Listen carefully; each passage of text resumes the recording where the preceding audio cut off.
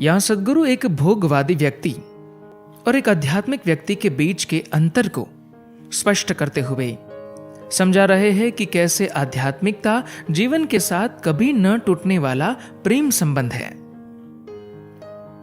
सद्गुरु कहते हैं, कुछ समय पहले मैं सिंगापुर में एक प्रसिद्ध प्रबंधन एवं प्रशासनिक प्रशिक्षण कॉलेज के अध्यापकों को संबोधित करने जा रहा था। मैं लगातार एक के बाद एक कार्यक्रम कर रहा था, तो उस कॉलेज में प्रवेश करने से पहले मैंने आयोजकों से पूछा कि मेरा संबोधन किस बारे में है, मुझे क्या कहना है। वे बोले, नेतृत्व के बारे में कुछ कहिए। मैं जब वहां प्रवेश कर रहा था तो मैंने एक बैनर देखा जिस पर लिखा था, भारत के एक प्रेरणादायी वक्ता का नेतृत्व पर संबोधन। भौतिकतावादी व्यक्ति उस कुत्ते की तरह है जिसके आगे हड्डी लटकाकर उसे रेस जीतने के लिए प्रेरित किया जाता है। बस हड्डी पाने के लिए कुत्ता तेज गति से भागता है, पर वो उसे नहीं मिलती। एक भौतिकतावादी व्यक्ति हमेशा बाहरी परिस्थितियों से प्रेरित होता है। तो मैंने बस ये सोचा कि वे कौन सी बातें हैं जो लोगों को कुछ करने के लिए प्रेरणा देती है।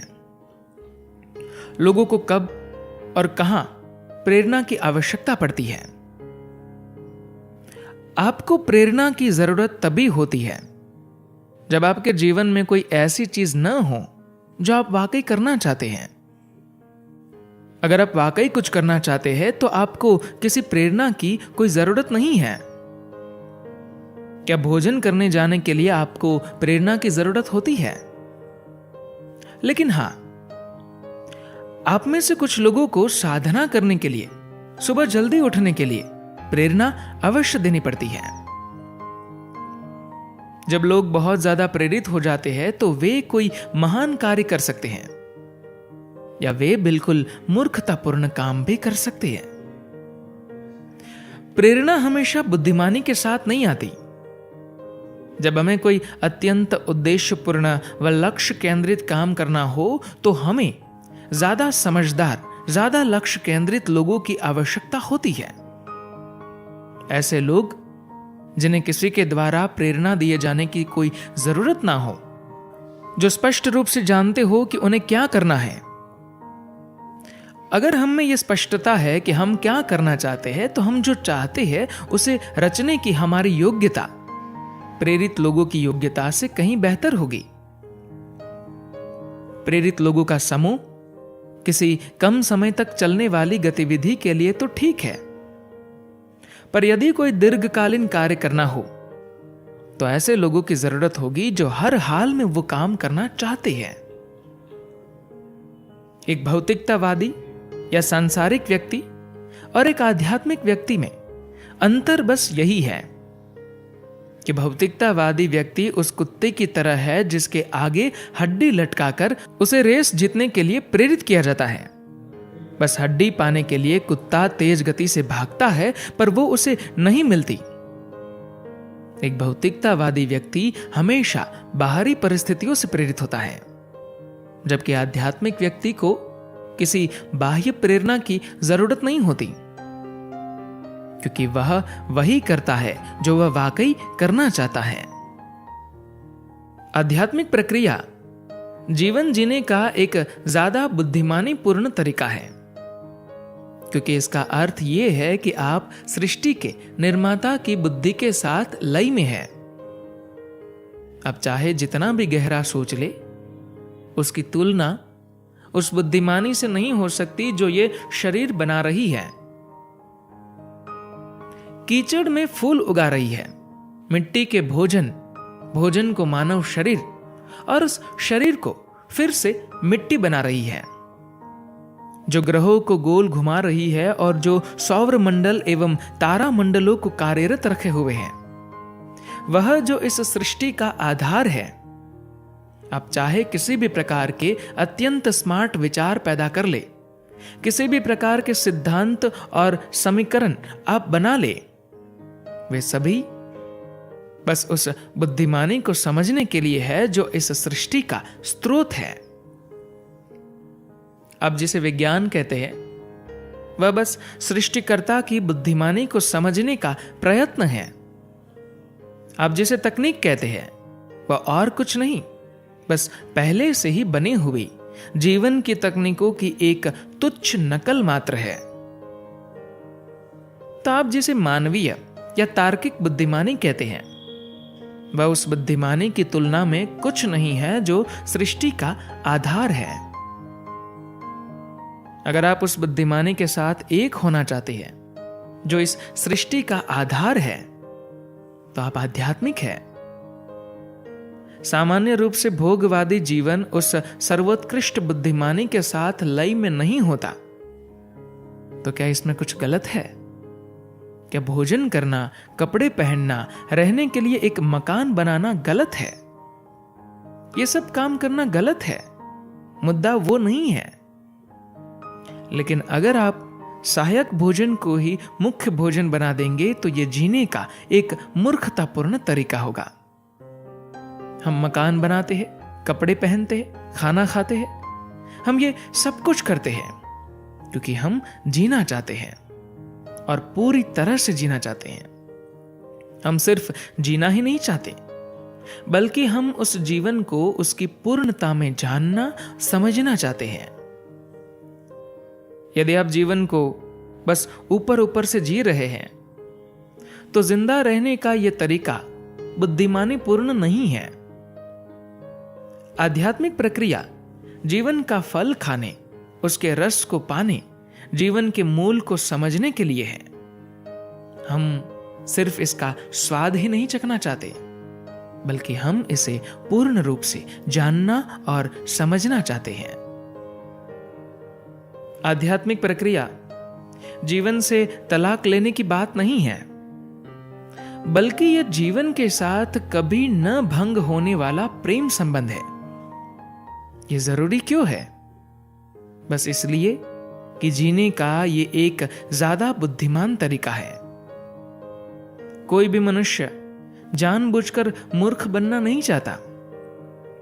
यहां तक कि कोई मनुष्य यदि कुछ इधर उधर करता है, उल्टी सीधी हरकतें करता है, वह भी मूर्ख कहलाना नहीं चाहता और यही दिखाने की कोशिश करता है कि वह कितना होशियार है।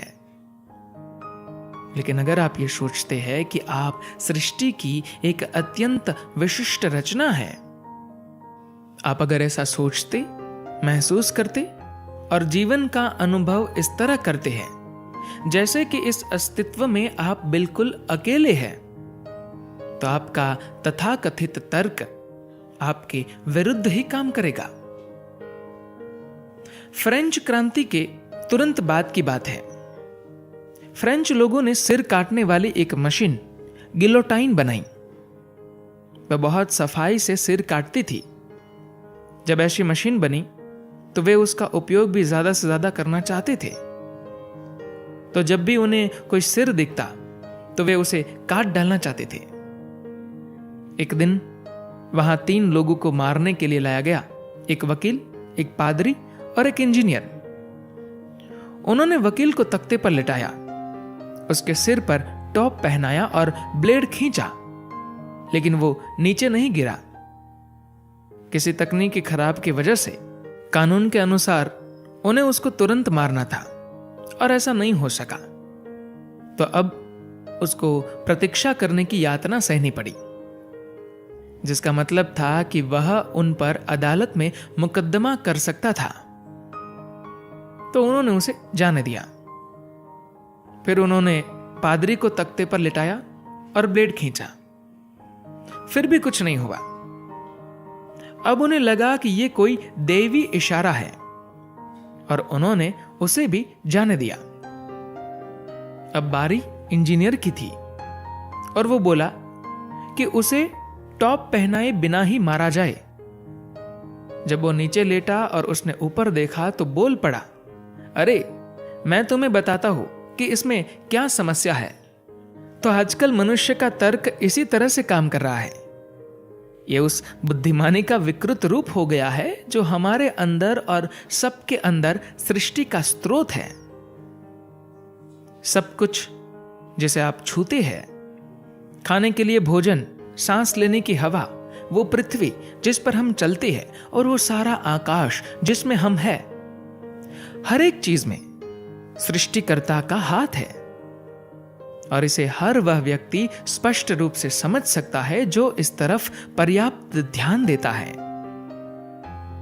एक मनुष्य जो सबसे बड़ा काम कर सकता है वो ये है कि वह इस बुद्धिमानी के साथ लय में रहे और यह सुनिश्चित करे कि वह सृष्टिकर्ता के काम को विकृत ना करे। इस तरह क्या मैं अपना जीवन जी सकता हूं? क्या मैं जो चाहता हूं वो कर सकता हूं? आप जो चाहे कर सकते हैं, वो भी सृष्टिकर्ता के काम को विकृत किए बिना। इसके लिए आपको बस सृष्टिकर्ता के काम के साथ लय में होना होगा। यदि आप इसके साथ लय में नहीं हैं, तो आप अपने आप में एक अलग बुद्धिमानी बन जाएंगे। सृष्टि में आपकी ऐसी बुद्धिमानी के लिए कोई स्थान नहीं है। आध्यात्मिक प्रक्रिया में दीक्षित होने का अर्थ यह है कि आप में उस बुद्धिमानी को गति दी गई है जो सृष्टि के निर्माण का स्रोत है। आपको बस उसे अपना कार्य करने देना है, अपने मूर्ख दिमाग को नहीं चलाना है। इसका अर्थ यह नहीं है कि मैं मानवीय तर्क के विरुद्ध हूं, ऐसा बिल्कुल नहीं है। आजकल विश्व में बहुत सारी कृत्रिम आर्टिफिशियल बुद्धिमानी है। कंप्यूटर वास्तव में बहुत होशियार हो गए हैं, लेकिन कोई भी कंप्यूटर कभी भी किसी मनुष्य की बराबरी नहीं कर सकता। भविष्य में ऐसा कंप्यूटर बनाया जा सकता है जो लगभग हर वो चीज कर सकेगा जो आज मनुष्य कर रहा है, पर मनुष्य की बेवकूफी के साथ तो वो भी बराबरी नहीं कर सकेगा। तो हम मनुष्य हमेशा अतुल्य ही रहेंगे। तर्क समस्या नहीं है। समस्या यह है कि आप एक विशिष्ट बुद्धिमानी बन जाते हैं जो किसी काम की नहीं होती। आप एक सर्वसमावेशी बुद्धिमानी नहीं रहते। योग का अर्थ है सर्वसमावेशी होना, जैसे आपकी बुद्धिमानी किसी भी प्रकार से उस बुद्धिमानी को विकृत ना करे जो आपके अंदर और बाहर हर वस्तु की रचना का स्रोत है। धन्यवाद।